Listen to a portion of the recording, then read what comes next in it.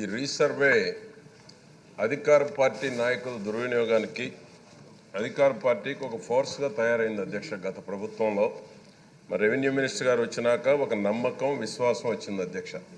కూటమి ప్రభుత్వంలో చంద్రబాబు గారు తీసుకునేటువంటి నిర్ణయాల వలన గత ప్రభుత్వం చేతగాని తరం వలన అధ్యక్ష రీసర్వే ప్రక్రియ అంతా రైతులను కానీ ఒక సెంటు భూమి రాష్ట్రంలో ఉన్నటువంటి అందరినీ కూడా గందరగోళానికి గురి చేసింది అధ్యక్ష. ఇప్పుడే మినిస్టర్ గారు చెప్పినట్టు 6,688 గ్రామాల్లో రీసర్వే పూర్తి చేస్తే అధ్యక్ష రైతులు పెద్ద ఎత్తున ఆందోళనలో ఉన్నారు అధ్యక్ష. అంతేకాకుండా అధ్యక్ష రీసర్వే చేశామని చెప్పారు, అభ్యంతరాలని పరిగణలోకి తీసుకోకుండా రీసర్వే చేశారు అధ్యక్ష. అంతేకాకుండా అధ్యక్ష హెచ్చు తగ్గులు ఉన్నాయని, సరిహద్దులకు సంబంధించి తప్పులు తడుగ్గా ఉందని అనేక కంప్లైంట్స్ కూడా అధికారుల దృష్టికి గత ప్రభుత్వంలో రావటం కూడా జరిగింది అధ్యక్ష.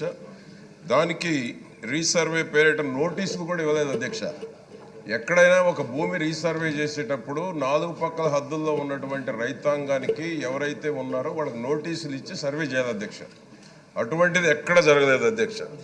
దీన్ని వైసీపీ కేవలం వాళ్ళ కార్యకర్తలకి వాళ్ళ నాయకులకి అనుకూలంగా రీసర్వే చేయడం జరిగింది అధ్యక్ష. అంతేకాకుండా అధ్యక్ష తగిన సమయం ఇవ్వాలి అధ్యక్ష. రీసర్వే చేసేటప్పుడు పరుగులు పెట్టించి రీసర్వే చేశారు. దానికి తోడు అధ్యక్ష 60 రోజుల సమయం ఇవ్వాల్సింది 20 రోజులకే కుదించడం కూడా జరిగింది అధ్యక్ష.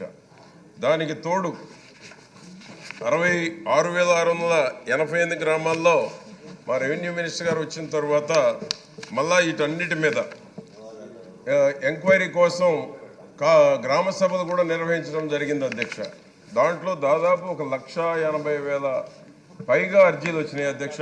అంటే ఎన్ని తప్పులు చేశారు వైసీపీ ప్రభుత్వంలో, ఎన్ని మోసాలు చేశారు అధికార పార్టీ నాయకులు, అధికార పార్టీ కార్యకర్తలు ఆనాడు ఉన్న ప్రభుత్వంలో ఎన్ని తప్పులు చేశారు అనేటువంటి దానికి వచ్చిన అర్జీలను బట్టే అర్థమవుతుంది అధ్యక్ష. 1,80,000 అర్జీలు వచ్చినాయి.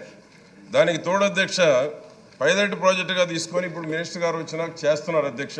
చాలా నమ్మకం విశ్వాసంతో ఉన్నారు. దీన్ని సిస్టమేటిక్గా చేసి రీసర్వే మళ్ళా చేసి ఈ రాష్ట్రంలో ఉన్న ప్రతి ఒక్కరికి అధ్యక్ష ఎవరికైతే భూమి ఉన్నా, 1 సెంటు ఉన్నా, 1 ఎకరం ఉన్నా, దీంట్లో రాజకీయ ప్రాబల్యం లేకుండా అధికార పార్టీ కావచ్చు, ప్రతిపక్షం కావచ్చు, ఒత్తిళ్లు లేకుండా రికార్డ్స్ ప్రకారం నిష్పక్షపాతంగా చేయాలని మీ ద్వారా నేను మంత్రి గారిని కోరుతా ఉన్నాను అధ్యక్ష.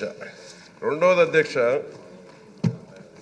22A1C అధ్యక్ష చాలా ఆందోళనగా ఉన్నారు.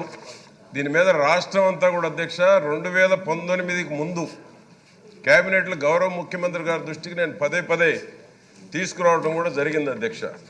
తీసుకొచ్చినప్పుడు దీని మీద ఒక ఆర్డినెన్స్ కూడా చేశారు. అంతలోకి ఎన్నికలు వచ్చినాయి. జగన్మోహన్ రెడ్డి గత 5 ఏళ్ళు మోసం చేశాడు అధ్యక్ష. పాదయాత్రలో హామీలు ఇచ్చాడు ఈ 22A1C గురించి. దీని మీద ఇంతవరకు ఒక స్పష్టత అనేది రాలేదు అధ్యక్ష. మీ ద్వారా నేను మంత్రి